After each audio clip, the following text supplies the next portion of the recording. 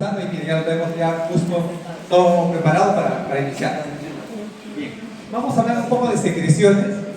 La semana pasada habíamos hablado un poco de lo que era la parte de musculatura, peristaltismo, y ahora vamos a hablar un poco de lo que son las secreciones, ¿correcto?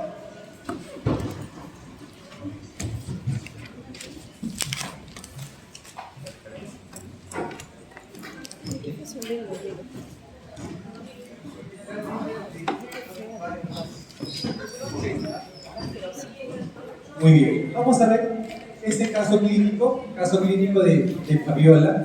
Vamos a ver. A ver, voy a leer, miren. Fabiola, de 46 años, procedente de Breña, con antecedentes de hipotiroidismo por tiroiditis de Hashimoto, y madre con diagnóstico de LES, lupus eritematoso sistémico, ¿correcto? LES, eso significa LES. Acude a consulta por presentar sequedad de ojos, ardor ocular de elevada intensidad y sequedad de boca, dificultad para pasar la comida y heridas en la cavidad oral. Hasta ahí, ¿alguna duda, alguna palabra que no conozcan? LES, ya. Decía, LES es el lupus eritematoso sistémico. Es una enfermedad inmunológica, ¿correcto? Es una enfermedad inmunológica. Profesor, ¿qué significa una enfermedad inmunológica? En el cual es aquella patología en la cual nuestro sistema inmunitario nos ataca, ¿correcto? Profesor, específicamente, por ejemplo, nuestros anticuerpos pueden atacar vasos sanguíneos, pueden atacar, por ejemplo, el riñón, el cerebro, pulmón, cualquier parte de nuestro organismo, ¿correcto? Ajá, por eso se llama sistémico. Muy bien, ¿no? Por acá, ¿no? Por ejemplo, puede producir, al atacar nuestro mismo sistema inmunológico, a nuestro cuerpo, puede atacar, por ejemplo, el cerebro, puede producir neurosis, psicosis. Al atacar el corazón, puede producir una cardiopatía. Al atacar el riñón, puede producir daño, falla renal, que el paciente ingresa en hemodiálisis. Hay veces, hay casos, les cuento, que puede producir también, como en este caso, alterar algunas partes de las glándulas, ¿no? Aparentemente está atacando las glándulas. ¿Y qué tipo de glándulas está atacando? ¿Qué les parece? Miren, el paciente, ¿qué tiene? ¿Qué molestias tiene? Muy bien. Entonces, ¿a qué glándulas estará atacando? Muy bien, las glándulas salivales, profesor, ¿no? ¿Por qué, profesor? Porque miren, hay enfermedades, miren, ¿cómo está la cavidad oral? Miren, ¿cómo está la cavidad oral? Dice seca, ¿no? Miren la cavidad oral, miren, está seca, ¿correcto? Miren la boca, ¿cómo está la boca? Labios resecos, ¿correcto? Muy bien. Aparte, miren, dice, miren, sequedad de ojos. Sequedad de ojos. Ahí por ahí al fondo están cerrando los ojos. Están secando los ojos y por eso están cerrando los ojitos. Muy bien. Ya. Ok, están viendo si están viendo los ojos secos o no. ¿Ya? Y miren, dice, miren, sequedad de ojos y ardor ocular. ¿No les ha pasado cuando están mucho tiempo con la computadora después de que le arde los ojos? ¿Les ha pasado o no? Sí, ¿no?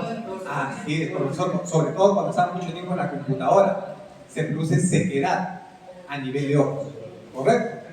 Entonces, esta es una enfermedad que está atacando los ojos y la boca, ¿correcto?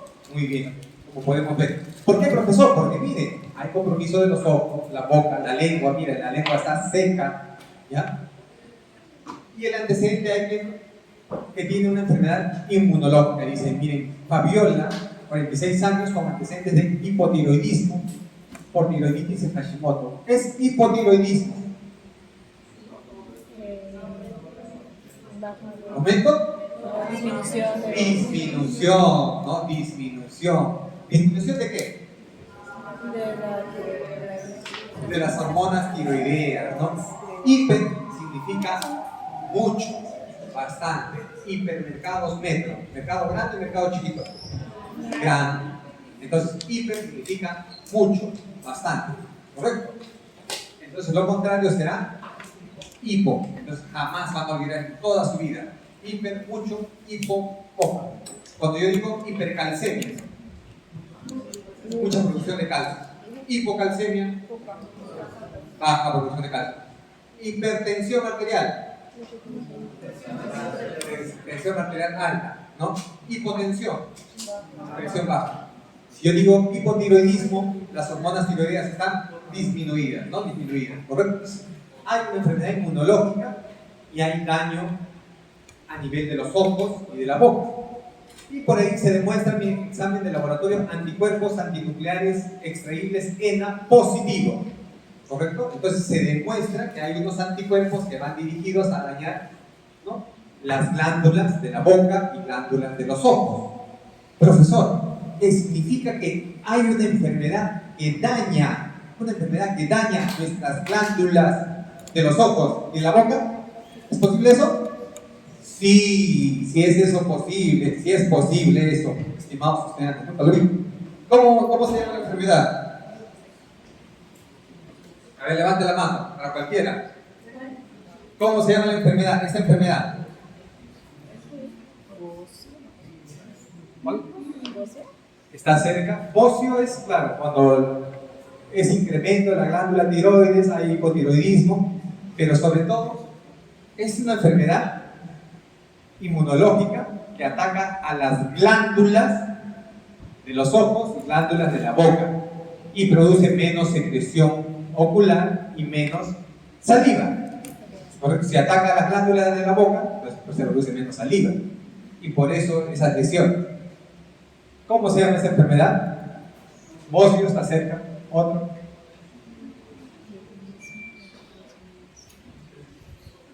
Miren, quizás no se acuerdan, pero no se preocupen, para eso estamos. Se llama síndrome de Sjögren. Ya, así se llama. Síndrome de Sjögren. Así es. Síndrome de Sjögren. Profesor, ¿qué es eso? Nunca he escuchado en mi vida. Pero bueno, están aprendiendo ahora algo, ¿no? Ya saben ahora, ¿no? Entonces, cuando ustedes tengan un paciente, le están dando, ¿no?, por ejemplo, tratamiento nutricional, imaginemos, y por ahí dicen, no, licenciada, ¿sabe qué? Aparte que usted pensando, no sé, cuando paso los alimentos, tengo sequedad, no puedo, me atraganto, tengo heridas en la boca, en los ojos, entonces, no vaya a ser que tenga una enfermedad inmunológica de Sjögren. Ustedes ya saben, pues ustedes ya son otro lote, ya, ¿correcto? Ya para derivar quizás al especialista, al oftalmólogo, ¿no? ¿Ya? Entonces siempre hay que saber de todo. Entonces, ¿qué es el síndrome de Sjögren? ¿Es una enfermedad? ¿Todos?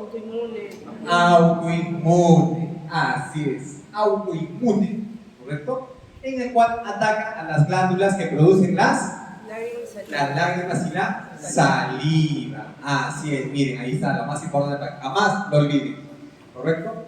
Y que puede producir un síndrome seco, miren, una queratoconjuntivitis.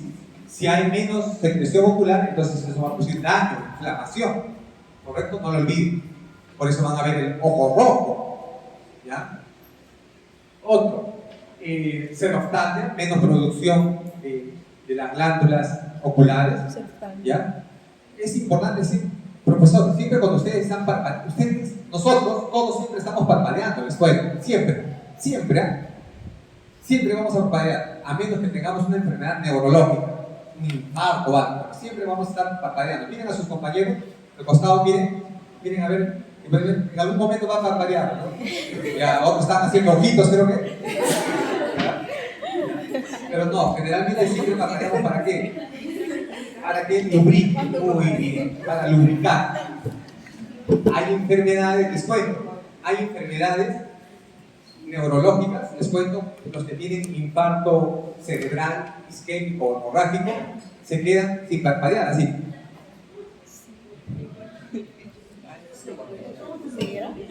Muy buena pregunta, profesor. Se quedan sin parpadear. Entonces, profesor, si se quedan sin parpadear, ¿qué puede suceder en el ojo? Sequedad. Muy bien. Y si hay sequedad, un día, 2 días, 3 días, ¿qué puede pasar en el ojo? Queratoconjuntivitis. Perfecto, muy bien. Y si continúa la queratoconjuntivitis varios días, ¿qué puede producir? Síndrome de... No, eso ya es cuando es los anticuerpos y todo eso, ¿no? A otro paciente, imaginemos, a otro paciente. Si continúa esa queratoconjuntivitis, ¿qué puede suceder? Lo peor en el ojo. Sí. Una úlcera. Y una úlcera en el cual se puede transformar en una infección, una complicación y puede perder la vista, la visión. Eso es cierto. Profesor, ¿y qué hacemos? Si no puede, imaginemos tiene una enfermedad neurológica, no puede parpadear, ¿qué haríamos? Gotas, muy bien, lo máximo, muchachos. Ahora sí los veo más atentos, ¿no? Los veo más atentos. Ahora sí aparecen de San Marcos, de mi universidad, de nuestra universidad. Muy bien, hace profesor. Entonces, si no se produce algo, será un tratamiento de reemplazo, ¿correcto? Si no se produce algo, será un tratamiento de reemplazo. No lo olviden. Si yo tengo un paciente diabético y no produce insulina, se le da tratamiento insulínico. Si yo tengo un paciente que no puede parpadear y el ojo está seco, entonces tiene que darle un tratamiento lágrimas artificiales. ¿Correcto? Ese es el tratamiento, ¿no? Hasta que mejore el profesor la causa de fondo. ¿Ya? Muy bien. Qué interesante, ¿no? Sí. Ah, muy bien. Justo vamos a ver esto, ¿no? ¿Qué es lo que contiene? Contienen principalmente agua, contienen iones, ¿ya? Iones, electrolitos. ¿Ya? Así al igual como la saliva que contiene agua, electrolitos, sodio, potasio, calcio, cloro, bicarbonato, también las glándulas, por ejemplo, a nivel ocular también van a producir agua y algunas sustancias lipoproteicas que van a lubricar, ¿correcto? Muy bien. Esto lo habíamos mencionado anteriormente, ¿no? ¿Lo habíamos mencionado o no? ¿No?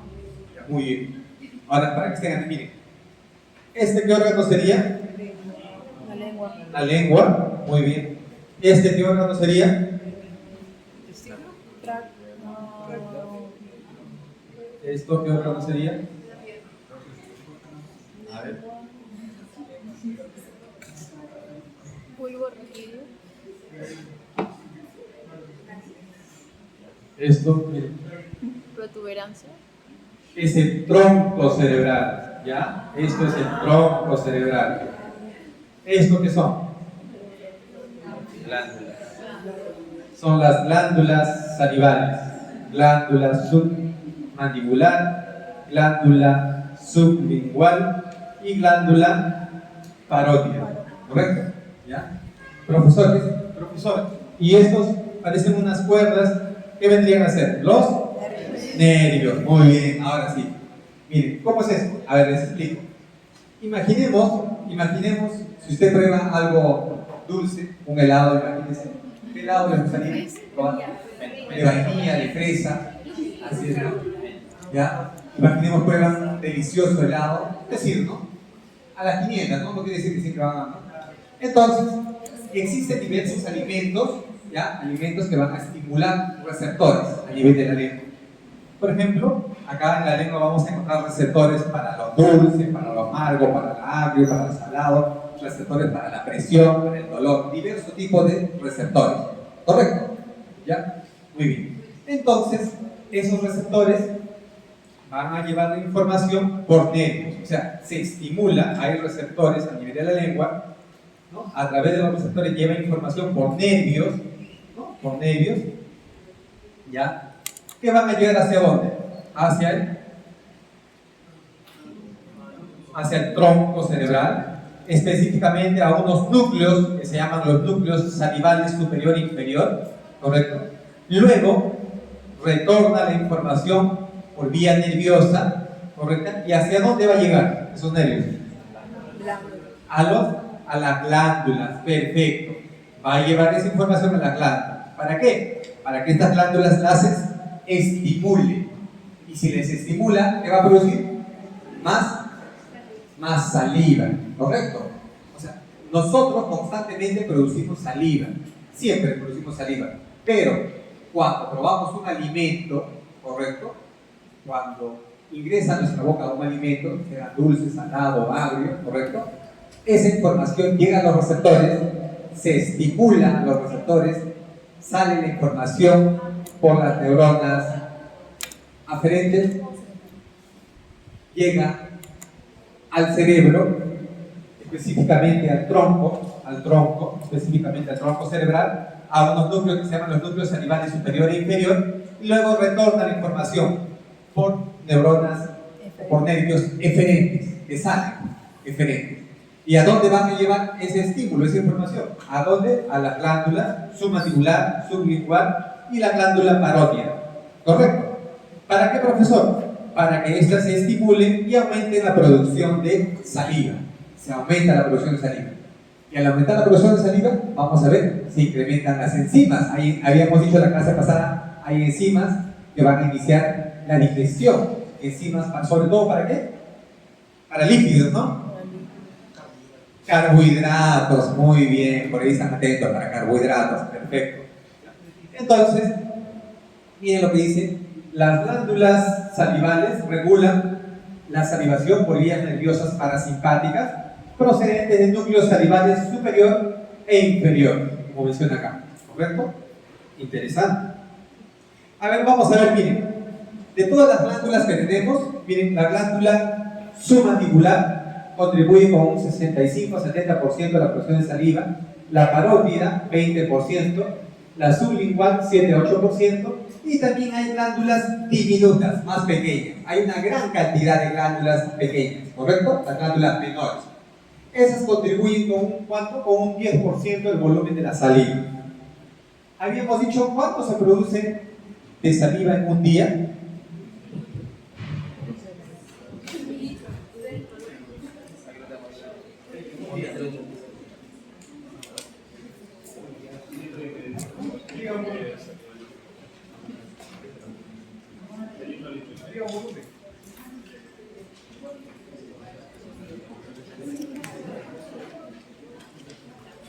Muy bien, de litro a litro y medio, ¿no? De litro a litro y medio, lo habíamos mencionado, ¿no? ¿Lo mencionamos? Litro a litro y medio, ¿no? ¿Se acuerdan que lo mencionamos la clase pasada? La clase pasada, cuando hablamos de secreción, ¿no? Habíamos dicho cuántos litros de secreciones se produce a nivel gastrointestinal. 7 litros, ¿no? Lo hablamos, ¿no? 7 litros, ¿no? Dijimos saliva, bilis, de litro a litro y medio, muy bien. Continuamos. Ok, entonces miren, la saliva contiene dos tipos de secreción, ¿ya? La saliva contiene dos tipos de secreción. Una es la serosa y otra es la secreción mucosa. Serosa y secreción mucosa. Serosa y secreción mucosa. Muy bien. Las principales glándulas, ya hemos hablado, y la secreción diaria de saliva es de entre 800 a 1500, con un pH entre 6 a 7.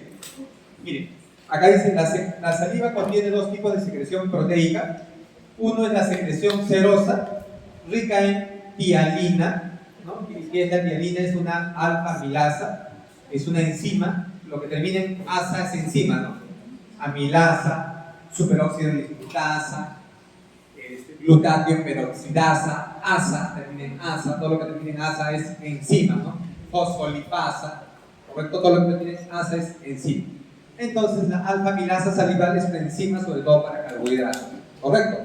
Entonces hemos dicho por eso que se inicia el proceso de digestión. Entonces esta alfa-amilasa es parte de la secreción serosa. Arriba, parte de la secreción serosa, muy bien, están atentos, muy bien. Parte de la secreción serosa. Y la secreción mucosa contiene abundante mucina. Profesor, ¿y la mucina? ¿Qué es la mucina? Es una proteína, ¿no? Es una proteína que se encarga de la lubricación y protección de la superficie, ¿no?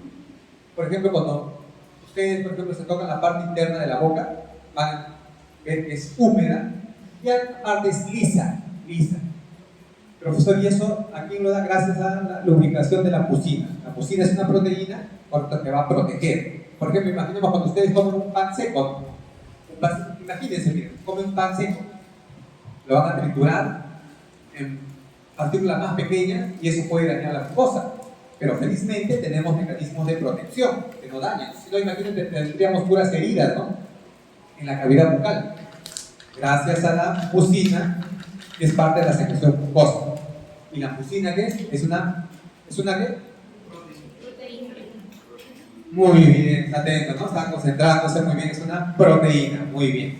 Que permite la lubricación y protección de la superficie de la cavidad bucal. Miren, acá vamos a ver, por ejemplo, Acá tenemos a la glándula parótida. Si bien es cierto, es una de las glándulas más grandes. La glándula parótida es una de las glándulas más grandes, pero ¿ella es la que produce la mayor cantidad de saliva? No, mire, tiene su conducto que va a drenar a la cavidad oral, mire. Igual tenemos otras glándulas, miren, por ejemplo, acá tenemos la glándula submaxilar que va a drenar, ¿no?, en la cavidad oral, y así. Y las glándulas menores también que drenan. Por eso ustedes han visto cuando, y eso es constantemente, ¿eh? Constantemente se está drenando saliva, constantemente. No sé si ustedes han visto cuando uno alguna vez se ha hecho curar los dientes, ¿correcto? Cuando el odontólogo, por ejemplo, va a hacer un procedimiento de endodoncia, una curación, una extracción, ¿no?, y quiere que ese campo de donde va a trabajar esté seco, ¿qué es lo que hace alrededor? ¿Qué coloca? Algodones, ¿no? Para que esos algodones se mojen. ¿Por qué? Porque se produce constantemente saliva y atrapen la saliva y no contaminen, no esté un poco más limpio el lugar donde está trabajando, porque constantemente se produce saliva, ¿ya? Y sobre todo se produce más saliva cuando uno, ¿qué hace? Cuando uno come, ¿correcto? Yo les pregunto, a ver, una pregunta. Si ustedes ven ahí, imaginemos, no han comido, ven ahí un plato que les gusta. ¿Qué les gusta? A ver por ahí. ¿Qué les gusta? Ceviche, un arroz con pollo, ¿no? Ceviche. Una caucita, un pollito a la brasa, con bastante ají, ¿no? Ahí con su chichita heladita, justo que esté helada, como les gusta, ¿no?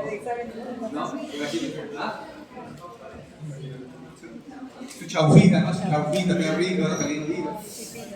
Miren, ahorita ustedes están imaginando y están comenzando a salivar.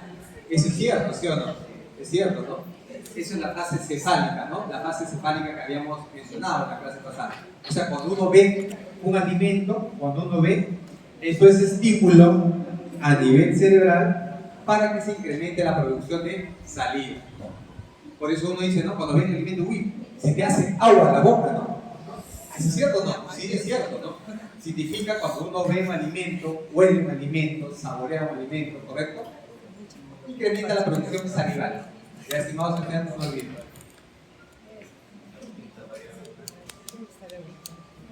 Esto es algo importante, miren, a nivel de la saliva hay dos tipos de secreción, miren, ¿no? Hay secreción salival, pero eso es estimulada por nervios, el parasimpático y el simpático, ¿correcto? Hay nervios simpáticos y parasimpáticos que van a estimular las glándulas salivales. ¿Ya? Por ejemplo, si imaginemos, yo veo un alimento, huelo un alimento, entonces ahí comienza a trabajar mi parasimpático. Correcto, vuelvo a repetir, profesor. Imaginemos si yo veo un arrocito con pollo, un cevichito, una caucita rellena, en ese momento incrementa, esa información va al cerebro, luego va al tronco, y luego del tronco sale por neuronas diferentes, correcto, y lleva la información a las glándulas salivales y aumenta la producción de las glándulas salivales. Entonces, ahí está trabajando sobre todo mi parasimpático, ¿correcto? Mi parasimpático. ¿Y el parasimpático qué es lo que hace? ¿Qué hace con la secreción salival? ¿Aumenta o disminuye? Aumenta, hace que sea copiosa, más abundante, ¿correcto? Y la respuesta se mantiene, o sea, va a seguir produciendo de manera sostenida, no solo un poquito, en un momento nada más, sino que se va a mantener la producción de saliva. Y en cuanto a esa saliva, la saliva tiene agua, iones, electrolitos, sodio, potasio, bicarbonato. También puede tener proteínas, ¿no? Por ejemplo, la mucina, ¿no? Es una proteína que tiene. Entonces, pero cuando es por estímulo parasimpático, es pobre en proteínas y alto en iones tipo potasio y bicarbonato. ¿Correcto? Profesor, pero hay otro tipo de estímulo. Por ejemplo, cuando hay estímulo simpático. Imaginemos, voy a poner un ejemplo para que se pueda entender. Imaginemos, ustedes son jóvenes que siempre hacen deporte, ya en la clase pasada hablamos de la importancia del deporte, a partir de ahora ya son personas diferentes, están atentos, siempre hacen deporte. Entonces, imaginemos que ustedes corren alrededor de la facultad. Les digo unas 10 vueltas, ¿ya? 10 vueltas alrededor de la facultad. Entonces van a dar 10 vueltas alrededor de la facultad y después de esas 10 vueltas no van a tomar nada de agua. Nada de agua. Después de esas 10 vueltas que vienen acá a clase, ¿cómo van a estar? Sedientos, ¿no? Entonces, en ese momento, cuando estamos corriendo, ¿no? Están bajo el estímulo del simpático. Entonces, o también cuando están corriendo, miren, están corriendo, están bajo el estímulo del simpático, a nivel corazón están corriendo taquicardia, están corriendo. ¿Y qué pasará con la saliva? ¿Aumenta o disminuye? Disminuye. Eso disminuye la producción de saliva, ¿no? ¿Por qué? Porque mientras ustedes van haciendo ejercicios, ¿qué van eliminando? Sudor, agua. También uno elimina agua, ¿no? Uno elimina agua mediante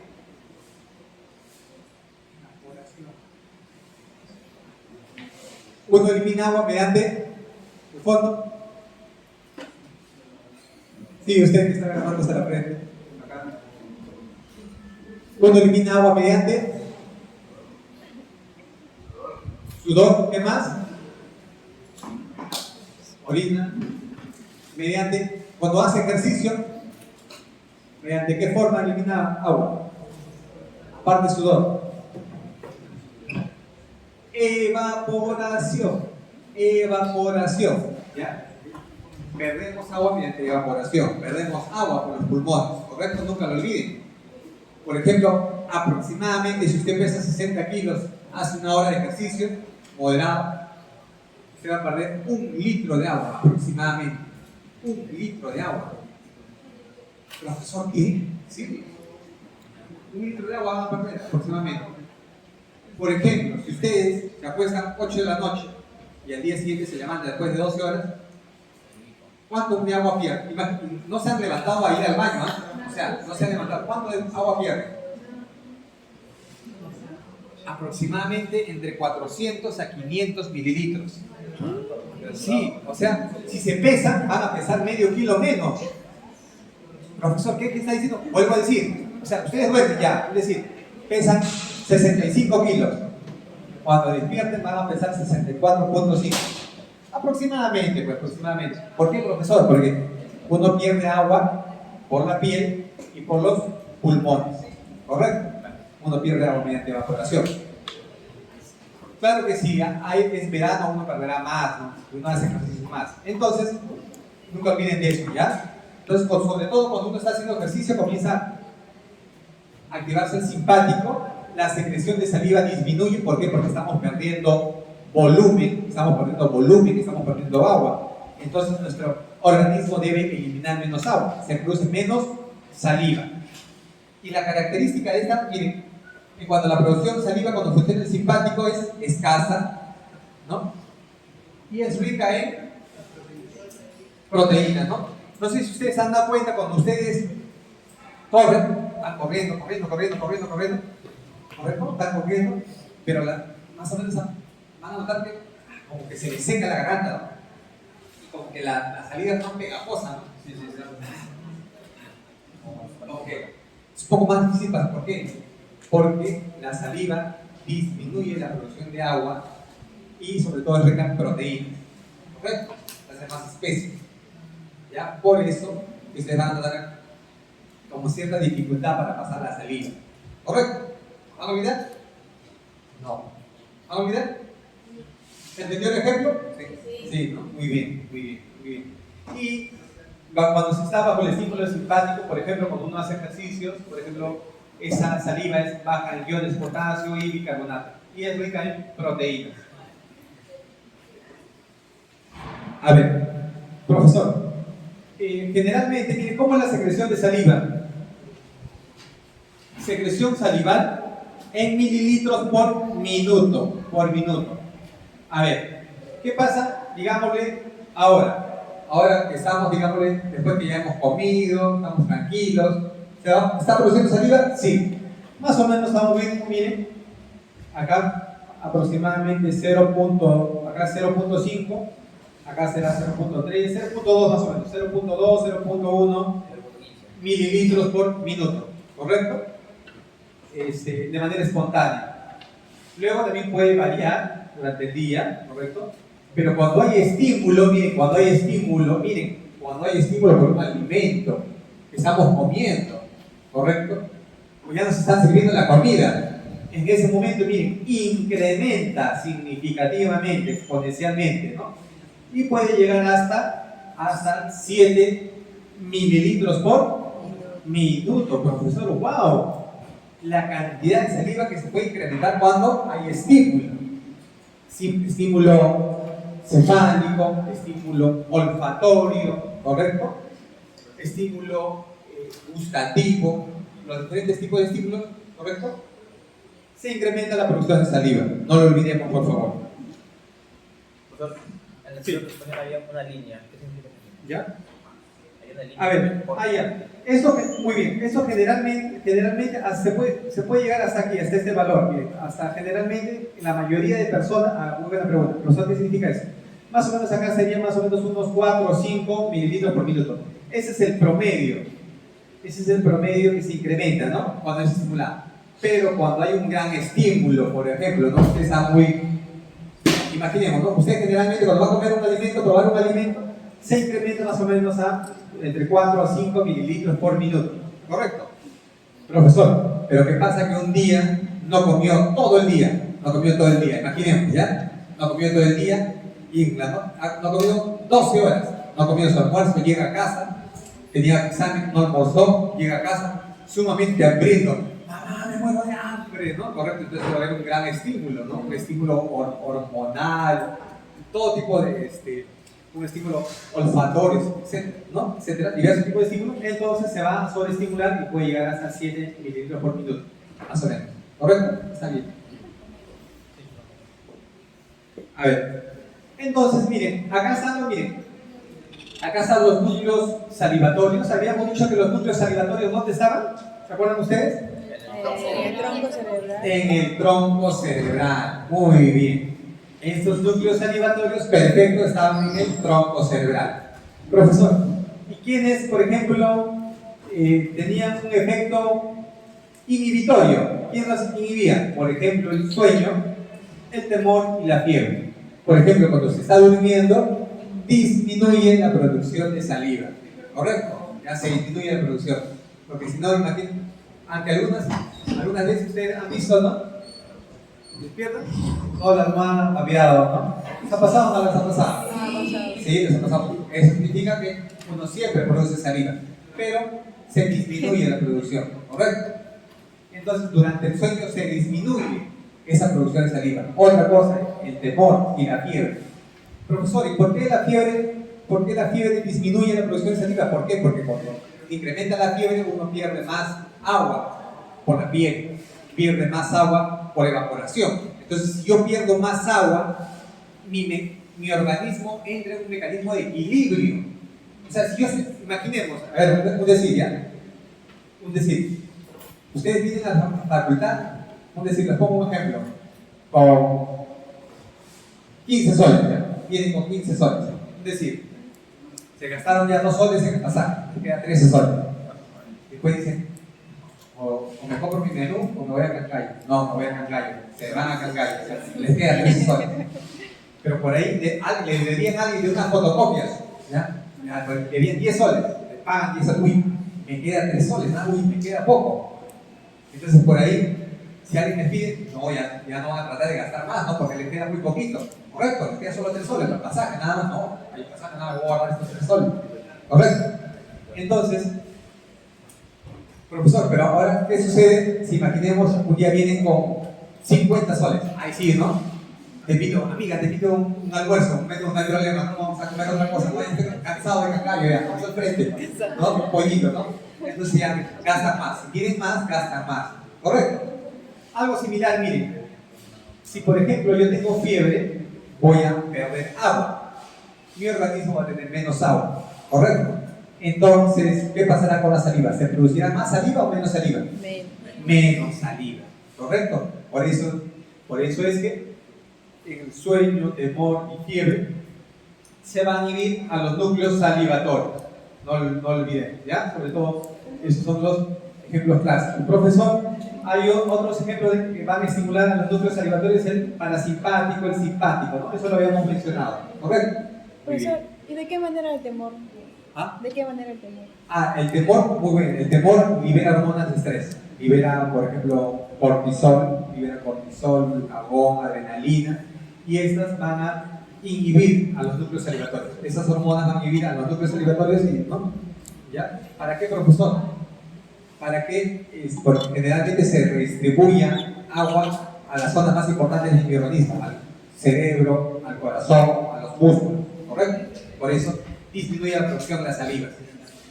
Generalmente, en el temor, en el estrés, generalmente se redistribuye agua a los órganos principales, cerebro, corazón, pulmón. Y miren, acá tenemos una glándula salival, miren, esta es una glándula salival. Este es el conducto de la glándula salival, miren que es el conducto de la glándula salival. Esta es la glándula, acá están las células de las glándulas salivales. Miren, a ver, ¿qué se va a liberar a nivel de la saliva? ¿Qué se libera? Agua. ¿Qué más? Sodio, cloro, bicarbonato. Miren, diferentes sustancias. Entonces, la saliva tiene, como habíamos dicho, puede ser secreción serosa y mucosa, estimados estudiantes.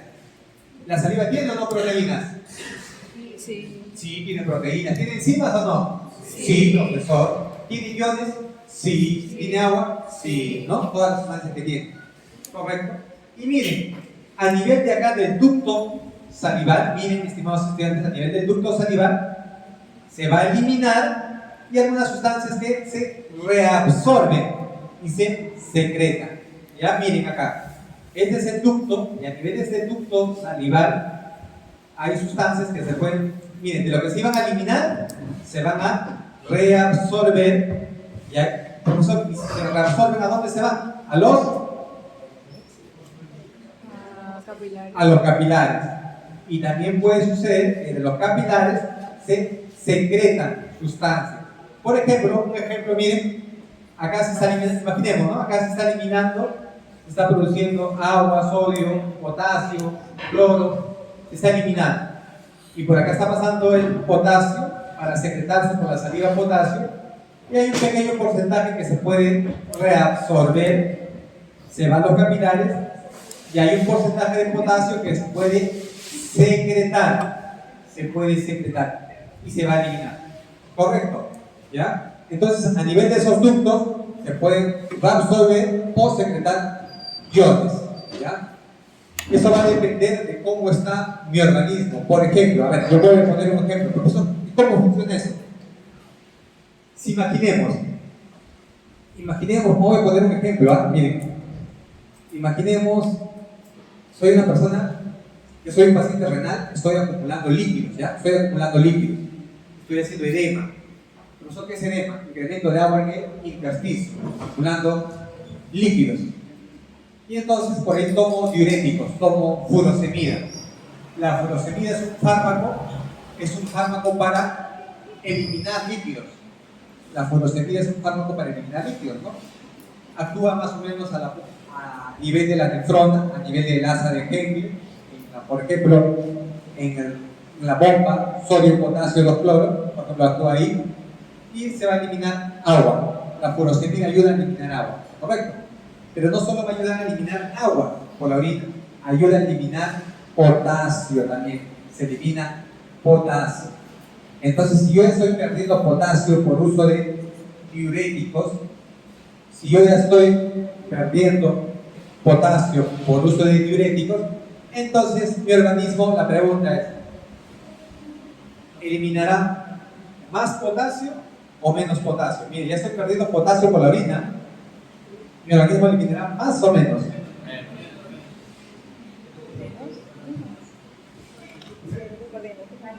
Más o menos. Muy bien. Eliminará menos, ¿no? Va a eliminar menos, ¿por qué? Porque mi organismo ya está perdiendo, o sea, ya está perdiendo potasio. Los niveles de potasio están bajando, entonces mi organismo ya va a perder menos, ¿correcto? Porque miren, entendemos, mi organismo ya tiene menos potasio, estoy haciendo hipocalemia, o hipopotasemia, también se llama. Entonces, mi organismo entra en un mecanismo de homeostasis, de equilibrio. Entonces voy a eliminar menos potasio por la saliva, ¿correcto? Entonces, para yo eliminar menos potasio por la saliva, entonces se va a incrementar la reabsorción. Perfecto, esa es la pregunta. Puede haber casos clínicos así, miren, puede ser casos clínicos así, miren. Estoy diciendo, si un paciente está, es un ejemplo, como están muy atentos, van a entender, van a entender. Puedo poner más casos clínicos. Profesor, ¿pero usted me explicó? No, sí, lo digo, ahí la clase está filmada, ¿no? Entonces, ¿ya? Entonces, en el caso de un paciente con hipopotasemia, que su nivel de potasio está bajo, ¿correcto? Y uno también elimina potasio a nivel de la saliva. Entonces, ¿qué incrementará? Los mecanismos de reabsorción. ¿Para qué, profesor? Para que yo elimine menos potasio, porque ya tengo de por sí tengo poco potasio. Entonces, por la saliva se reabsorberá poco más potasio. Muy bien. ¿Se entendió? Muy bien. A ver, acá están las fases. Miren, esta es una gráfica muy bonita. Miren, siempre han venido preguntas de acá o de cualquier diapositiva, pero esta es una de las que más me gusta preguntar. Miren, fases de la secreción gástrica. Miren, atentos, fases de la secreción gástrica. Hay una fase C. Hay tres fases para la secreción de diversas sustancias a nivel gastrointestinal, ¿correcto? Por ejemplo, hay una fase de secreción gástrica que se llama la fase cefálica, hay la fase gástrica y hay la fase intestinal. ¿Qué significa eso, profesor? Miren, ¿qué significa esto? ¿Qué significa la fase cefálica? Cuando una persona ve un alimento, huele un alimento, palpa un alimento o degusta un alimento, eso va a ser estímulo para la persona, puede ser un estímulo ocular, olfatorio, gustativo, y esa información es captada por receptores. Esa información que es captada por receptores, ¿a dónde va? Al cerebro. Luego que va al cerebro, ¿a dónde va a ir? Al tronco, ¿no? A los núcleos salivales. Y luego va a salir esa información por fibras nerviosas que van a ir ¿a dónde? A nivel de las glándulas salivales, pero también van a llevar información ¿hacia dónde? Hacia el estómago, para que el estómago secrete más secreción gástrica, ¿ya? Para que el estómago secrete más secreción gástrica. O sea, profesor, yo solo viendo, ¿no? Mediante la olfacción, el gusto, la olfacción, ¿voy a estimular las glándulas gástricas? Sí, voy a estimular las glándulas gástricas. Entonces, esta es la fase cefálica. Va a producir un 30% de la secreción gástrica, ¿ya? La fase cefálica, mediante estímulos, ¿correcto? Va a estimular el 30% de la secreción gástrica. Profesor, hay otra fase que se llama la fase gástrica. ¿Qué significa eso, profesor? Cuando ya el alimento está a nivel del estómago, ¿ya? Ya no estoy hablando ya de ver un alimento, de oler, de palpar, de sentir. No, ya estoy hablando que el alimento ya está dentro del nuestro organismo, ya está dentro del tracto gastrointestinal. Ya el alimento está dentro del estómago. Va a ocurrir la fase gástrica. Cuando el alimento está en el estómago, ¿correcto? Va a distender el estómago, distiende el estómago. Y la distensión del estómago, ¿qué va a aumentar? La secreción gástrica, ¿correcto? Les pongo un ejemplo. Miren, si imaginemos ya, les pongo un ejemplo. Si tengo un paciente delicado, crítico, muy grave, generalmente se le da nutrición por sonda de manera continua, de suelo, en infusión. Miren, eso sí es un dato para ustedes, a los especialistas. Cuando un paciente está crítico, la nutrición generalmente la más fisiológica es la nutrición enteral, ¿no? Enteral. Pero también se puede dar nutrición parenteral. Cuando se da nutrición enteral a un paciente crítico, a un paciente delicado, se da en infusión continua, ¿ya? A un paciente crítico se da en infusión continua, o sea, constantemente se le está dando nutrición por la sonda. Hay una máquina, una bomba que introduce alimento por una sonda, puede ser nasogástrica o orogástrica, ingresa. Por ejemplo, más o menos a cuánto, profesor, más o menos a 50 mililitros por hora, ¿no? Más o menos, 50 mililitros por hora. A ver, por 24 horas, ¿cuánto sería? ¿De volumen cuánto le damos? Si le damos 50 mililitros por hora, ¿cuánto le estaríamos dando en 24 horas? 120. 1200 mililitros, ¿no? 1200, perfecto. 1200 mililitros. Espectacular. ¿Ah? 1200. Estaban comentando.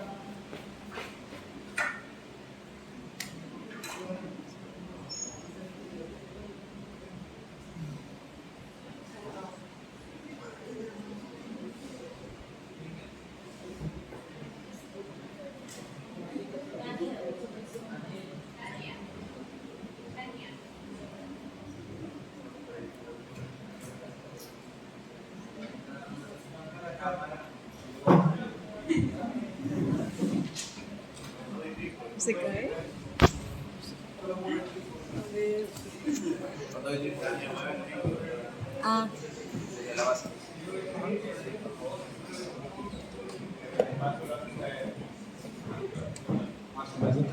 Hay un palito de base.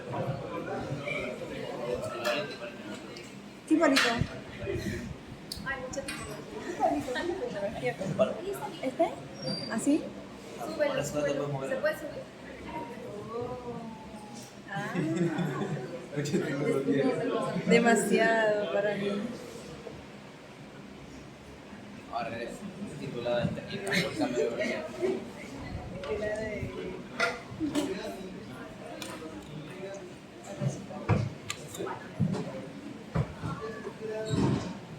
Ahora tienes que ver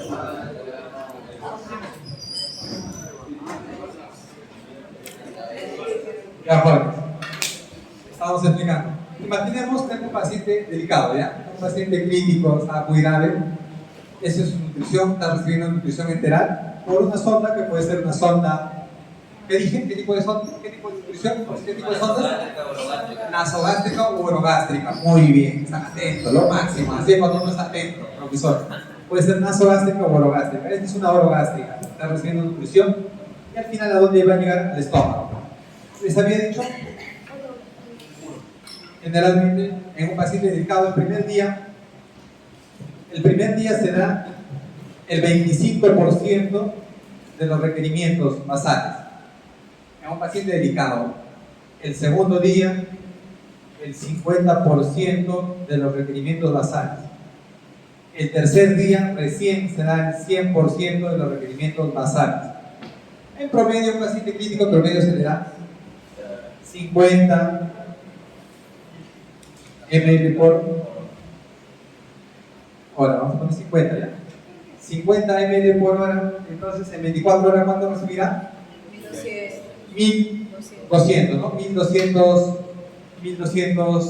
mililitros, ¿no? Más o menos 1200 mililitros. Cuando el paciente, mire, profesor, ¿por qué lo comento eso? Acá por hora están recibiendo 50 mililitros por hora de manera constante. Pero acá hay un problema. No hay el estímulo, no hay la fase gástrica. ¿Qué significa esa fase gástrica, profesor? Es cuando uno recibe un alimento, un volumen de alimento, el estómago se distiende, estimula al sistema nervioso y eso produce más hormonas, como la gastrina, la motilina, etc. Diversas hormonas que se producen y generan más secreción gástrica. Entonces, cuando el paciente ya está estable, esto es una infusión continua, 1 hora 50, la segunda hora 50, la tercera hora 50, la cuarta, cada hora 50 mililitros. La pregunta, ¿hay distensión del abdomen o no? No hay distensión del abdomen. Entonces, cuando ya el paciente está estable, imaginemos ya mejora, el paciente sale de una unidad crítica y va a piso. ¿Se le seguirá dando en infusión? No. Entonces, ¿a qué pasamos? Ya no, si no es infusión, ¿a qué pasamos? En lo contrario de infusión. ¿Se entiende la pregunta? Estoy mencionando, le estoy dando al paciente en infusión continua, o sea, constantemente le estoy dando nutrición, ¿correcto? Porque está delicado. Si ya el paciente está mejor, está estable, ¿correcto? Entonces le daré una nutrición más fisiológica, ¿correcto? Entonces ya no va a ser nutrición en infusión continua. ¿En qué será la nutrición? Discontinuo o en bolos, ¿no? En bolos. Profesor, a ver, vuelva a repetir. Miren, si imaginemos el paciente solo puede recibir por sonda, puede recibir nutrición por sonda, ¿correcto? Puede recibir nutrición por sonda. El paciente no puede masticar, no puede deglutir, el paciente está dormido, está comatoso, no puede masticar, entonces yo tengo que nutrir al paciente, tengo que nutrir, alimentar a mi paciente. Entonces, cuando está delicado se le da infusión continua, pero después que ya no es tan delicado, se le va a dar en polvos, ¿no? Algo similar como nosotros comemos. Nosotros es como si comiéramos en polvos, ¿no? O sea, durante la mañana hay un volumen, durante la tarde otro volumen, durante la noche otro volumen. ¿Correcto? ¿Sí o no? Sí. Por ejemplo, cuando ustedes almuerzan, más o menos, ¿qué volumen reciben? A ver, saquen un promedio. ¿Cuánto de alimento reciben? Volumen. A ver, saquen un volumen más o menos. Hoy día que han comido con cangallo. Arroz, papa Un volumen, y sacan una aproximada. ¿No? ¿Cuánto? 300. ¿Ah? 800, 800, 1000, ¿no? Más o menos, ¿correcto? Muy bien. Sí, más o menos. ¿Sí, una taza cuánto es? ¿Una taza cuánto es de volumen? 250, ¿no? 250, 300, entonces la sobra, segundo, ¿no? Más o menos 800, 1000, ¿correcto? Miren, lo reciben, en un momento reciben, ese alimento lo comen, ese volumen de 1000 lo reciben en 10 horas, ¿o en qué tiempo comen? Media hora, ¿correcto? ¿No? Entonces quiere decir que en un tiempo determinado ingresa un volumen, ¿no? Acá estaba recibiendo 50 mililitros por hora. Lo que ustedes están haciendo ahora es consumir en polvos, ¿correcto? Entonces, cuando el paciente ya deja de estar delicado, ya le voy a dar nutrición en polvos, en mayor volumen.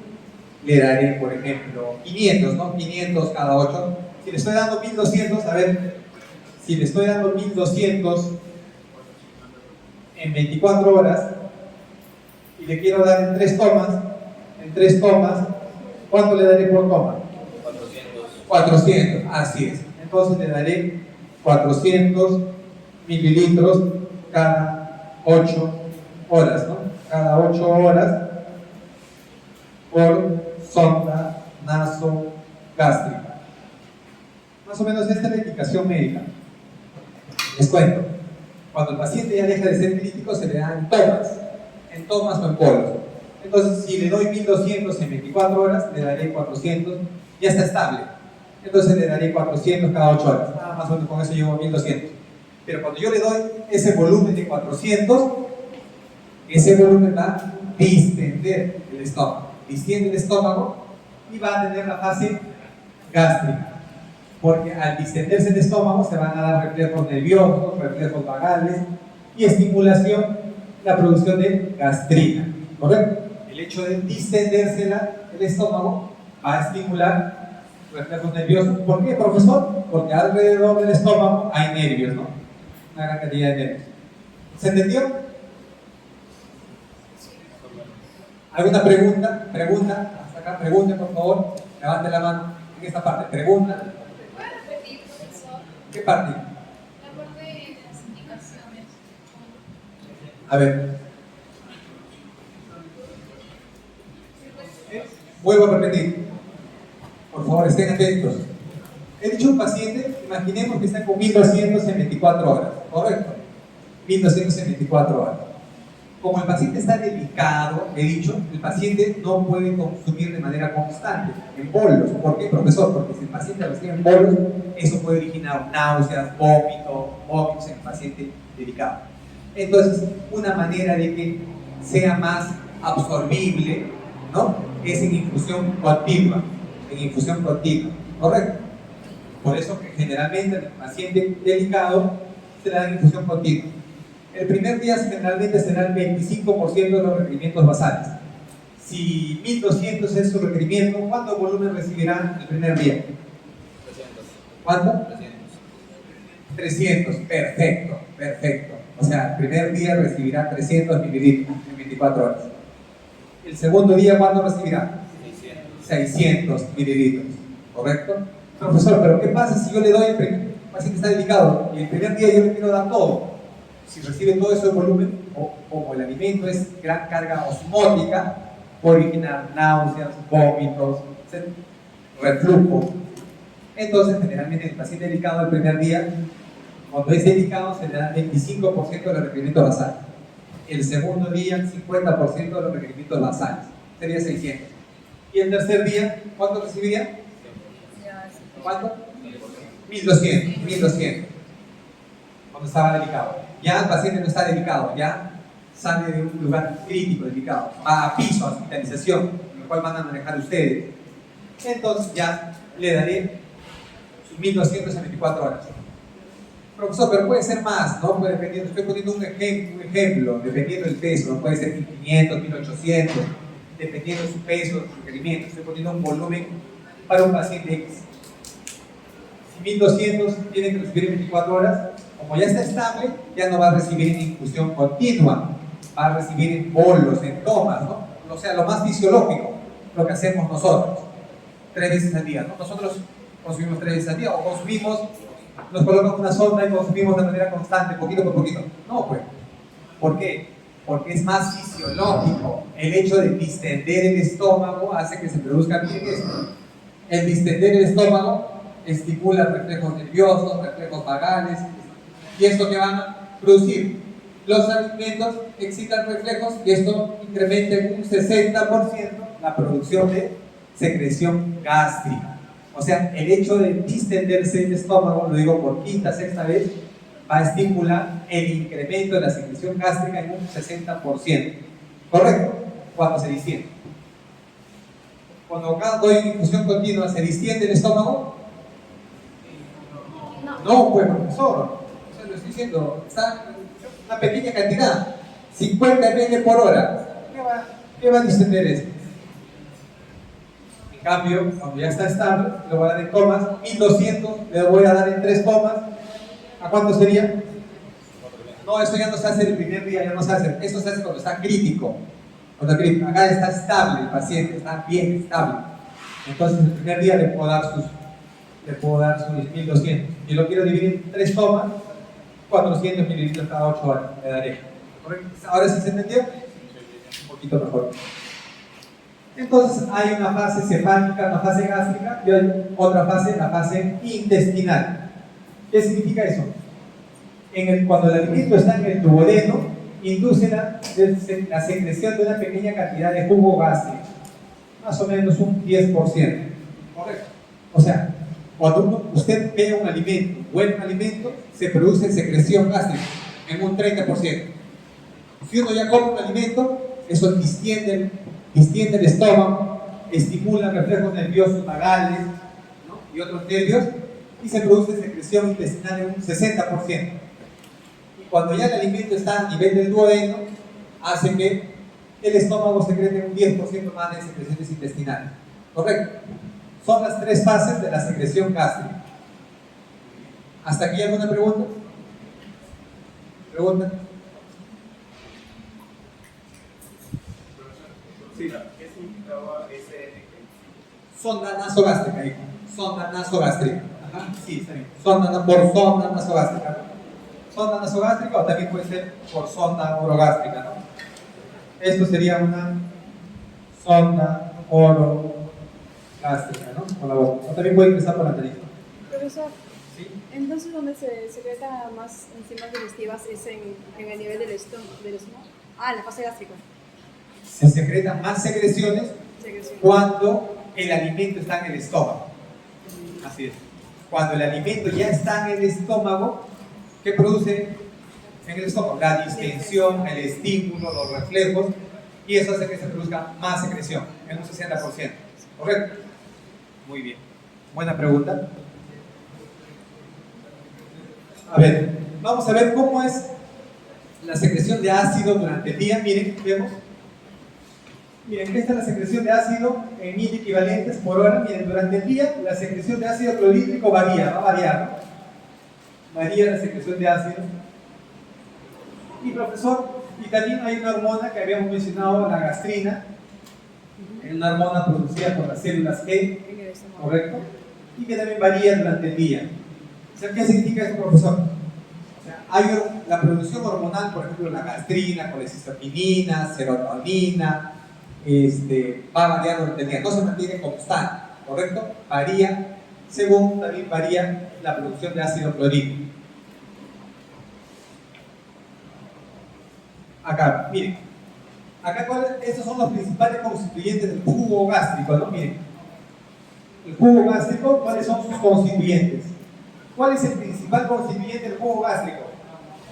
¿Cuál? Agua, así es. El jugo gástrico principalmente, ¿qué tiene? Agua, 99% es agua. A veces uno dice, ¿no? Jugo gástrico, dice, solo es ácido clorhídrico. No. Jugo gástrico solo es ácido clorhídrico, ¿verdadero o falso? Ah, eso. Falso, recontra falso. El jugo gástrico tiene una gran cantidad de cosas. Uno tiene agua y otro pequeño porcentaje tiene elementos sólidos, ¿no? Por ejemplo, tiene sustancias orgánicas y sustancias inorgánicas. Sustancias orgánicas que contienen carbono, por ejemplo, tiene pepsinógeno, tiene mucina, gelatinasa, enzimas, catepsina, ¿no? Por ejemplo, tiene la renina gástrica, el factor intrínseco, lisosigmas, ¿no? Algunas enzimas. O sea, el jugo gástrico va a tener diversas sustancias orgánicas y también tiene sustancias inorgánicas. Por ejemplo, ¿qué contiene el jugo gástrico? Ácido clorhídrico. Ácido clorhídrico, cloruro de sodio, cloruro de potasio, cloruro de calcio, fosfato cálcico, ¿no? Fosfato de magnesio, también tiene bicarbonato. Entonces, miren, todo lo que tiene el jugo gástrico. Antes, me acuerdo que una vez pregunté en una clase de otra escuela, le pregunté, ¿qué tiene el jugo gástrico, profesor? Ácido clorhídrico. ¿Qué otra sustancia tiene? Profesor, yo pensé que solo era ácido clorhídrico. No. El jugo gástrico es producido por el estómago. Va a tener agua, principalmente tiene una gran cantidad de agua. Y sustancias orgánicas e inorgánicas. Todo esto tiene, ¿no? Todo esto. Muy bien. A ver, acá, esto lo vimos también. Acá está la célula parietal. La célula parietal, miren, factores estimuladores de la célula parietal. Célula parietal. ¿Qué produce la célula parietal? Ácido clorhídrico. ¿Qué? ¿La célula? No, sí, creo que sí. ¿Qué produce la célula parietal? Ácido. El jugo gástrico. Jugo gástrico. ¿Los demás? ¿Qué produce la célula parietal? ¿Cuándo tienen que examen ustedes? Era de La próxima semana. ¿Ahora de qué tienen examen? ¿Qué días? Anatomía, bien. ¿De gasto cuándo tienen? Próxima semana, ¿no? Miren, la célula parietal, todos, ¿qué producen? jugo gástrico. ¿Jugo gástrico? Ácido clorhídrico. Ácido clorhídrico. Miren, que es una pregunta nomás, ¿ah? Lo dijimos la clase pasada. La célula parietal oxídica, ¿no? Célula parietal oxídica produce ácido clorhídrico, mencionaba, ¿no? ¿Ah? La célula parietal oxídica produce ácido clorhídrico. Y mencionamos en la clase pasada que esa célula parietal oxídica tiene 3 receptores. ¿Receptores para qué tiene?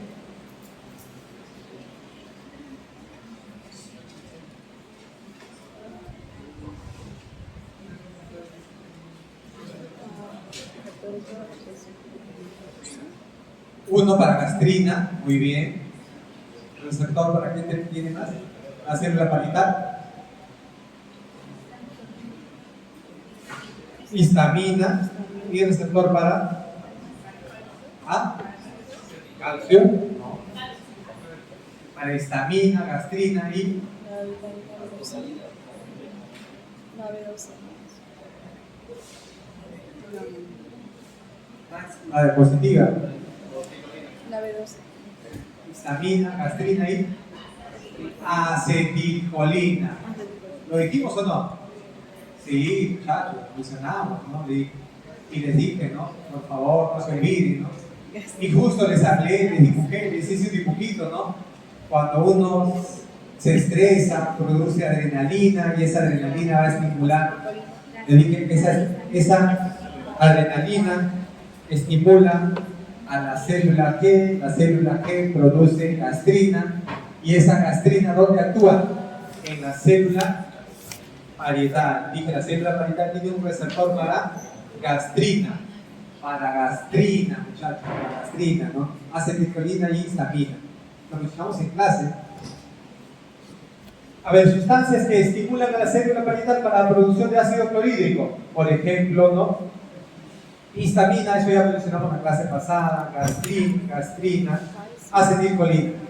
Ahora, hoy, otro factor que estamos mencionando es, por ejemplo, el calcio también. El calcio es un factor estimulante. Ahora lo estamos mencionando.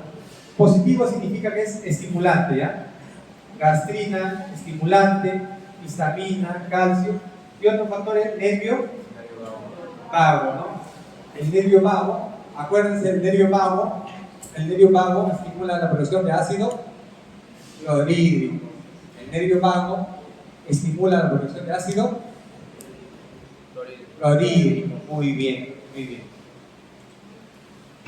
Profesor, así como hay estimuladores, hay ahora inhibidores. ¿Qué factores inhiben a la célula parietal? Por ejemplo, somatostatina inhibe, esto es profesor, ¿qué significa esto menos? ¿Está restando? No, inhibe, ¿no? Inhibe. La somatostatina principalmente inhibe a la producción, inhibe la célula parietal. Si la inhibe, entonces ya no se produce ácido clorhídrico. Por ejemplo, acá tenemos la secretina, la neurotensina y el péptido YY, ¿no? El péptido YY va a inhibir a la célula parietal. Entonces la secretina, miren, uno puede decir, ¿no? La secretina estimula a la célula parietal para la producción de ácido clorhídrico. ¿Cómo? Secretina estimula la célula parietal para la secreción de ácido clorhídrico. Falso, no se dejen llevar por el nombre, ¿no? Secretina, no. La secretina inhibe a la célula parietal, ¿no? Y de esa manera ya no se produce ácido clorhídrico. ¿Correcto? Muy bien. A ver, acá tenemos, esta es la mucosa gástrica. Miren, esta es la mucosa gástrica. Y miren, acá hay una sustancia protectora de la mucosa gástrica. Miren, acá hay una sustancia protectora de la mucosa gástrica. ¿Cuáles son los dos componentes que van a proteger la mucosa gástrica? Ahí está escrito. Diga usted cuáles son los dos componentes protectores de la mucosa gástrica. Uno, mucus, y otro, bicarbonato. Perfecto, ¿no? Profesor, ¿el ácido clorhídrico sería protector? No. Lesiona, ¿no? Lesiona la mucosa gástrica, ¿correcto? Por eso, ¿se acuerdan ustedes la clase pasada que dijimos? Las células de la mucosa gástrica están constantemente en recambio, ¿no? Recambio. ¿Se acuerdan? Vimos, ¿no? Hay un recambio celular, ¿no? Millones de células por hora se pierden, ¿no? Lo vimos en la clase pasada, ¿no? Se pierden. Entonces, profesor, el ácido clorhídrico es un factor agresor, pero factor protector, sobre todo el mucus, una proteína que lubrica, que tatiza, y otra sustancia producida es el bicarbonato, ¿ya? Estas son las dos sustancias protectoras. Entonces, para que no se produzca daño, laceración de mi mucosa gástrica, tiene que haber un equilibrio entre los factores protectores y los factores agresores. Tiene que haber un equilibrio. Factor protector, mucus y bicarbonato. Factor agresor, por ejemplo, ácido clorhídrico. Profesor, ¿qué pasa si yo, por ejemplo, imaginemos, no como a mis horas, los factores agresores serán mayores? Profesor, tomo alcohol, los factores agresores serán mayores. Profesor, fumo, los factores agresores serán mayores. Como comida chatarra, frituras, grasas, ají, ¿no? Los factores agresores serán mayores. Entonces, si los factores agresores son mayores que los factores protectores, probablemente desarrolle una gastritis, y si eso continúa, una úlcera, y si eso continúa, puede conllevar a una perforación gástrica. ¿Bien? Y al final, si termina en una perforación gástrica, ¿quiénes va a ver? El profesor Araujo, el MUS, los demás. No, pero eso no va a suceder, ¿no? Porque ustedes a partir de ahora siempre se están cuidando, ¿correcto? Profesor, eso no va a suceder. Muy bien. Ok, entonces ya miren, atentos, miren qué interesante. Vamos a continuar. Vamos a hablar sobre la secreción pancreática. Miren, acá tenemos un órgano muy importante. Miren, acá está el páncreas, es un órgano glandular. Miren, acá está la cabeza, el cuerpo y la Cola. cola. Cabeza, el cuerpo y la cola. ¿No? Por ejemplo, el páncreas es un órgano glandular, ¿ya? Es un órgano glandular. Produce secreción serosa, produce secreción exocrina y endocrina. El páncreas produce secreción exocrina y endocrina. Endocrina, ustedes saben muy bien que produce muchas hormonas, ¿no? Muchas hormonas. También el cáncer puede atacar el páncreas o no. Sí, profesor. ¿Ustedes se acuerdan del Luciano Pavarotti? Uno de los más grandes tenores del mundo. ¿Saben de qué murió Luciano Pavarotti? Al fondo. Murió de un cáncer de páncreas. Y el cáncer del páncreas es el más agresivo. Si detectan cáncer de páncreas, así que están muertos. ¿Ya? Es muy, pero muy agresivo. Yo he visto muchos pacientes que por ahí me detectaron, doctor, vecino, me detectaron cáncer de páncreas, ¿me voy a sanar? No digo nada, me callo. Mortalidad muy alta, ¿correcto? Y este páncreas, miren acá, páncreas, miren, este páncreas también produce secreción, miren, tiene su conducto, ¿y dónde va a drenar la secreción pancreática? ¿Dónde drena? Duodeno, sí. ¿En el? Duodeno. ¿Todos? Duodeno. Duodeno, así es, en la segunda porción del duodeno. Miren, este es el duodeno, por acá sería la primera porción, segunda porción del duodeno, tercera porción, acá está el ángulo, acá está el yeyuno, donde comienza el intestino, ¿no? Va a drenar en la segunda porción, ¿correcto? Segunda porción del duodeno. Miren, una cosa también importante, miren, esta gráfica es muy bonita, ¿por qué? Porque, miren, tanto la bilis y la secreción pancreática se van a drenar, ¿no? Por los mismos conductos. Miren, acá yo tengo la vesícula biliar que almacena el bilis. La vesícula biliar almacena bilis, ¿correcto? Le va a quitar el agua y esa bilis va a ser más concentrada. Luego, cuando hay alimentos aquí en el duodeno, se contrae la vesícula y secreta bilis. Va a secretar por los conductos biliares. Acá tenemos el conducto cístico. El conducto cístico se va a unir con el conducto pancreático, ¿no? Y acá hay una ampolla, la famosa ampolla de Vater, donde se va a drenar, se va a secretar tanto bilis como secreción pancreática. Profesor, pero algunas veces hay casos de pancreatitis. ¿Qué es la pancreatitis? Inflamación de páncreas. Profesor, ¿y por qué se da? ¿Cuál es la primera causa de pancreatitis? ¿A qué se debe la pancreatitis? Muchachos, ya faltan pocos minutos, no se duerman, por favor, concéntrense. La primera, segunda, tercera, cuarta, quinta fila, ahí están, bien. Pareja, estoy hablando. A ver, ¿cuál es la primera causa de pancreatitis? Ahí está la respuesta. Tan cerca. ¿Cuál es la primera causa de pancreatitis? Consumo excesivo de alcohol. ¿Ah? Consumo excesivo de alcohol. Esa es la segunda. Está cerca, hijo, cerca. Muy bien. Grasas, está cerca. ¿Y esas grasas qué pueden producir? Eso. Eso, pero ¿qué produce? ¿Qué? Cálculos, pues cálculos, jóvenes, cálculos.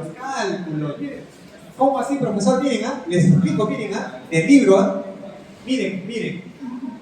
Imaginemos, Si ustedes comen mucha grasa, mucha fritura, mucha mayor, miren, yo les cuento así rápido.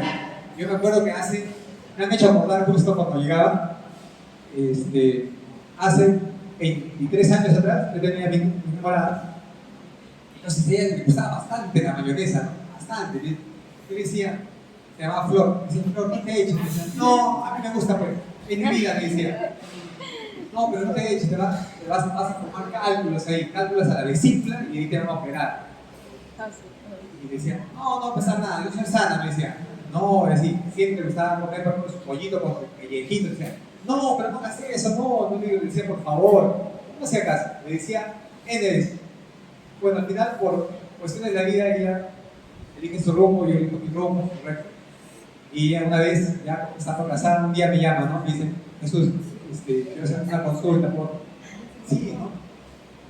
Me dice, tenías razón cuando hace más de 20 años atrás me decía de cuidarlo. Hace 2 días me han operado de la vesícula y se me ha complicado, ¿no? Tenías muchísima razón. Te doy la razón más de 20 años después, ¿no? Entonces, el exceso de grasas, frituras, ¿qué puede condicionar? A la formación de cálculos en la vesícula. Estos cálculos pueden migrar, ¿no? Pueden ir por los conductos biliares, ¿no? Por el conducto cístico, por el conducto colédoco. Este es el cístico, esto más grueso es el colédoco. Y estos cálculos se pueden alojar ¿dónde? Aquí, justo donde se drena la bilis y donde se drena la secreción pancreática. Estos cálculos se pueden clavar aquí y pueden obstruir. Y si obstruye acá, ¿qué pasará cuando se secreta secreción pancreática? ¿Podrá salir? No. Y eso va a producir inflamación del páncreas.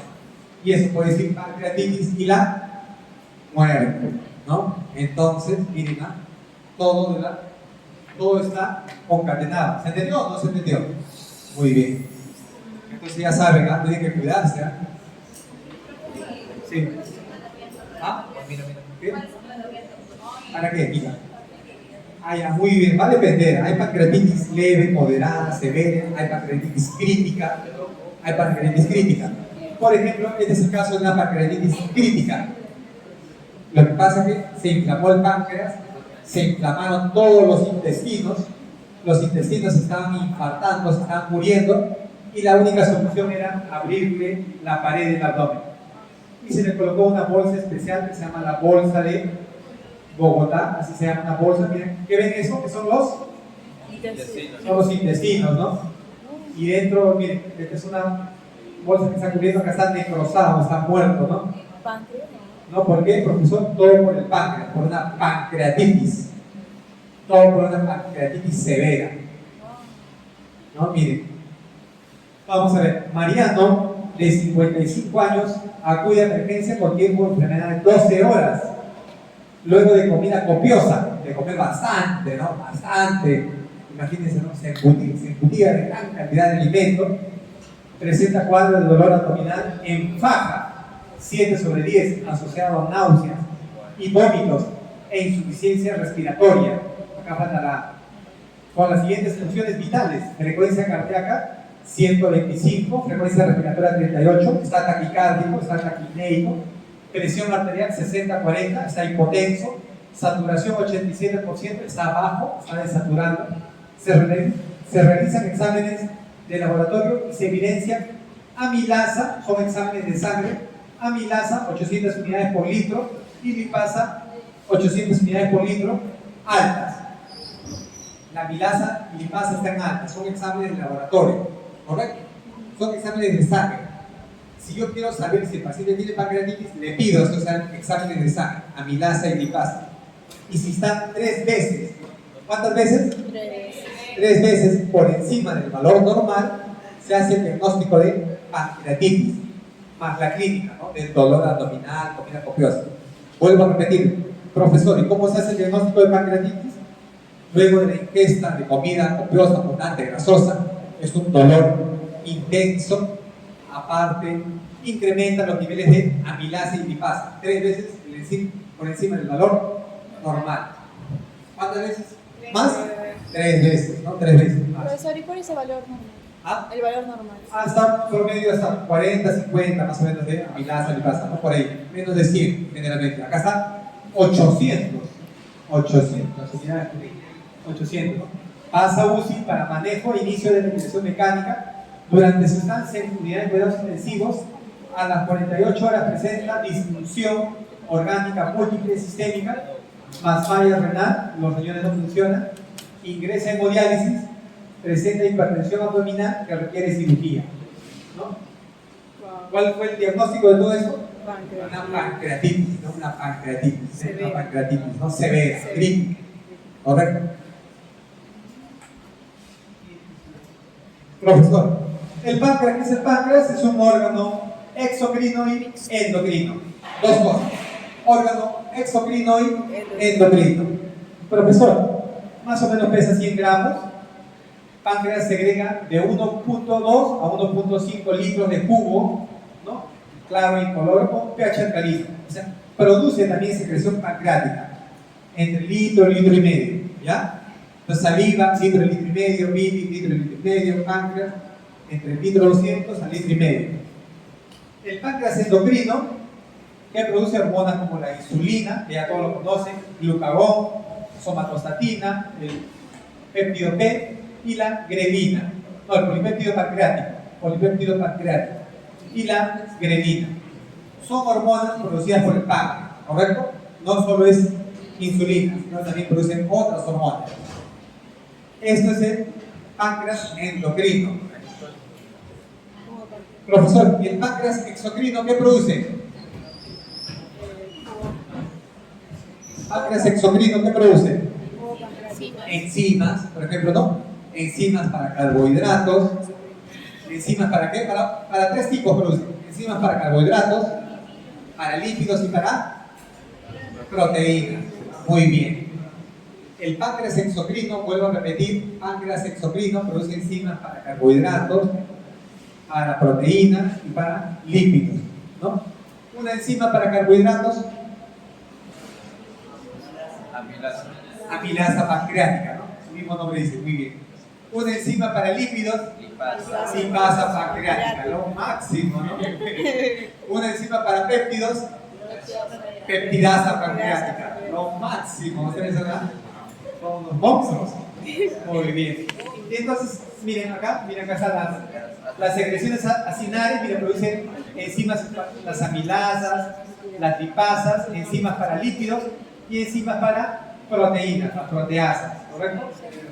Aparte, el jugo pancreático también produce bicarbonato, cloro, va a producir sodio, potasio, cloro y agua, ¿correcto? Entonces, miren, la secreción pancreática, aparte de producir enzimas para carbohidratos, para proteínas, lípidos como las amilasas, lipasas y las proteasas, también va a producir la secreción pancreática agua, secreta agua, electrolitos, sodio, potasio, cloro, bicarbonato, ¿correcto? ¿Ya? Lo vemos ahí. Algo similar que en cuanto a electrolitos y agua, algo similar que la saliva, ¿correcto? ¿Sí o no? Sí, profesor. Miren, acá están los principales componentes del plasma: sodio, cloro, bicarbonato, potasio.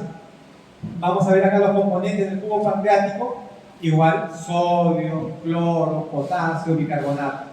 Miren, vamos a encontrar también iguales cantidades de electrolitos. O sea, en el plasma, en la sangre, vamos a encontrar sodio, potasio, cloro, bicarbonato. Y en el jugo pancreático también vamos a encontrar sodio, potasio, cloro, bicarbonato. También la misma cantidad de electrolitos. ¿Ya? No olvidemos. Miren, acá está. Profesor, de todas las enzimas que producen jugo pancreático, la mayor cantidad de enzimas está dedicada ¿para qué? Para las proteínas. Así es. No olviden, fue pregunta de examen. La mayor cantidad de enzimas del jugo pancreático está dedicada para proteínas, ¿no? Las proteasas son un 90%, proteasas un 90%. Por ejemplo, las amilasas pancreáticas para carbohidratos, 7%. Las lipasas, 2%. Nucleasas, 1%. Mayor cantidad, proteasas. No olvidemos. Ahí están eso es para que puedan revisar, ¿ya? Eso es para que puedan revisar, ¿ya? Eso para que puedan leer. Eso ya como algo extra, ¿no? Sobre las enzimas, ¿no? Que es la tripsina, la quimiotripsina, la estasa, la carboxipetilasa A y B. ¿Ya? Eso para que puedan incrementar su bagaje cultural. Lo tienen que saber porque ustedes son los expertos en nutrición. A ver. Entonces, miren, algo en resumen, miren, el páncreas va a liberar hormonas pancreáticas que reconocemos como el polipéptido pancreático, glucagón, somatostatina, insulina, pero también, aparte de producir hormonas, finalmente se va a secretar al duodeno, a la segunda porción del duodeno, va a secretar el jugo pancreático, miren, con agua, tiene bicarbonato, electrolitos y enzimas, ¿no? Son los productos finales de la secreción pancreática.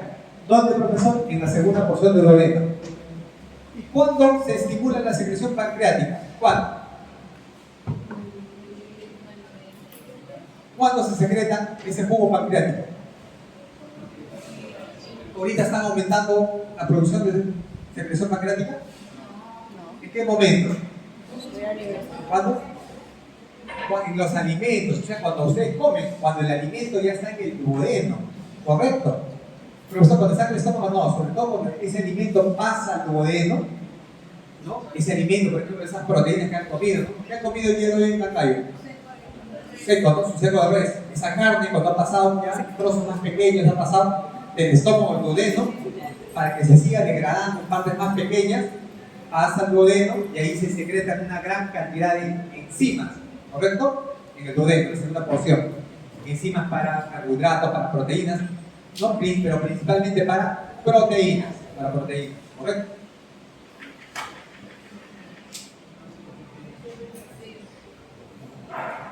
Miren, acá están todas las causas de pancreatitis, miren. Lo mencionamos, primera causa, ¿cuáles eran? Biliares. Segundo, alcohol, ¿no? Así que ya no saben, ¿no? No tomen mucho la semana de la nutrición. ¿Ya? Miren, si no van. Otro, miren, hipertrigliceridemia. Si el paciente tiene triglicéridos muy altos, también puede causar pancreatitis. Otro puede ser por fármacos, ¿no? Fármacos. Las causas más frecuentes de pancreatitis. Hígado, miren, hígado. Vamos a ver este caso muy interesante. A ver, dice Lucía, 27 años, con tiempo de enfermedad, 5 días, es llevada a emergencia del Hospital 2 de Mayo por malestar general, coloración amarilla de piel y mucosas. Miren, cómo están sus ojos, sus escleras. Amarillas, ¿no? Con ictericia, ¿no? Ictericia. No solo los ojos, ¿no? La piel también, miren, ¿no? Se hospitalizó por bilirrubina total de 13 miligramos por decilitro. Lo normal es hasta 1. Está en 13. ¡Wow! Miren, está muy elevado. La aminotransferasa oxalacética, 1977. ¡Wow! Lo normal es menos de 50. ¿No? La aminotransferasa pirúvica, la TGO-TGP, ¿no? La TGO-TGP. Eso me refiero a TGO-TGP. Profesor, que son enzimas que se incrementan cuando hay daño hepático. La TGO-TGP, profesor, ¿qué es TGO? Por ejemplo, el TGP, aminotransferasa oxalacética y aminotransferasa pirúvica, son enzimas que se incrementan cuando hay daño, lesión hepática del hepatocito. Lo normal en promedio hasta 50, ¿no? Hasta 50, lo normal en promedio. Pero acá está, miren, 1977, el otro 5000 unidades por litro. Fosfatasa alcalina, 157 unidades por litro, está elevada. Debería ser hasta 50, 70. TP, tiempo de protrombina, es un examen de sangre, debería ser hasta 15, está 25. Fibrinógeno, 85 miligramos por cilindro, está disminuido. Eso que me indica que hay daño hepático, ¿ya? Que hay daño hepático.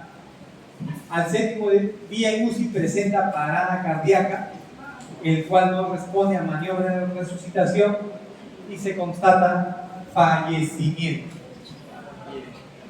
Eso puede pasar también en algunas personas. Por ejemplo, ¿ustedes saben cuál es el fármaco más inofensivo que puede producir falla hepática?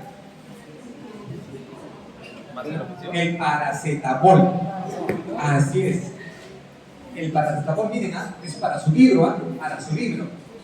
El paracetamol, miren por favor, el paracetamol es el fármaco más inofensivo, lo puede tomar el niño, lo puede tomar el adolescente, ustedes, también antes también lo pueden tomar, sí, dice, ¿no? Si la gestante está con dolor, le dicen tome el paracetamol, ¿no? ¿Correcto? Es el más inofensivo, inocuo. Pero a dosis altas es hepatotóxico, a dosis altas, ¿correcto? Si un niño se toma todo el frasco de paracetamol, puede producir una falla hepática fulminante, necrosis hepática, una hepatitis severa, fulminante y la muerte, ¿correcto? La única solución es trasplante hepático. Otro, hace 2 meses, miren, les cuento, miren, hace 2 meses lo que sucedió con un amigo. Su hermana, así como ustedes, tenía su hermana, estaba en la universidad. 22 años, miren acá. Lo que pasa es que le había salido honguitos en las uñas. Y estaba tomando fluconazol.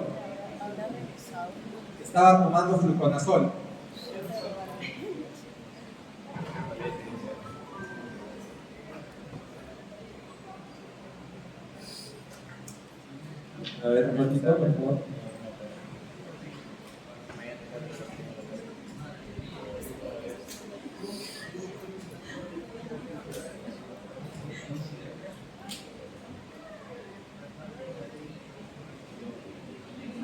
Miren, un ratito, por favor. ¿Qué tomaba acá, dice? A ver, vamos a ver por acá. A ver, por acá. Luciano, ¿en esto dice? ¿Intoxicación por qué dice? Por fluconazol. Así es. Al final, miren, lo que pasa es que se automedicaba con fluconazol. Profesor, ¿qué es el fluconazol? Es un fármaco para los hongos, ¿correcto? Ya es una equinocantina. ¿Ya? Apareció uñitas en los pies y se comenzó a automedicar. Tomar, solita tomar. Y después le dio un rash, se puso amarilla, no similar, y después náuseas, vómitos. Igual, elevación de TPO, TGP, hizo falla de multiorgánica y al final se hizo todo lo posible. El paciente falleció, 22 años, hace poco. Miren, hay que tener mucho cuidado. Las causas de daño hepático pueden ser virales, ¿no? Por ejemplo, las hepatitis, ¿no? Por virus A, B, C, D, E, ¿correcto? Pueden ser también por fármacos, tipo fluconazol, intoxicación por paracetamol, ¿ya? También en exceso sí, bien. Entonces, miren, ¿cuál es la función principal del hígado? Miren, funciones principales del hígado, miren. La formación y secreción de bilis, produce bilis, va a producir bilis. Otro, el hígado también se encarga de los metabolismos de nutrientes y vitaminas, de lípidos, se encarga del metabolismo de las proteínas, carbohidratos y vitaminas. En el hígado es un órgano que va a metabolizar fármacos, ¿correcto? Es un órgano que se va a metabolizar fármacos y eso va a poder ayudar a la eliminación del fármaco, o sea, va a transformar a los fármacos para que se puedan eliminar, ¿correcto? Esa es una de las funciones principales del hígado, biotransforma. Tiene muchas enzimas que van a transformar el fármaco para que se puedan eliminar, excretar. Va a excretar toxinas, drogas, esteroides, hormonas, etc. En el hígado también se sintetizan proteínas plasmáticas, ¿no? Los factores de coagulación. Los distintos factores de coagulación, ¿dónde se producen? En el hígado. En el hígado, por ejemplo, se producen proteínas como la albúmina, ¿correcto? ¿Ya? Entonces, también se producen proteínas, por ejemplo, para la inmunidad.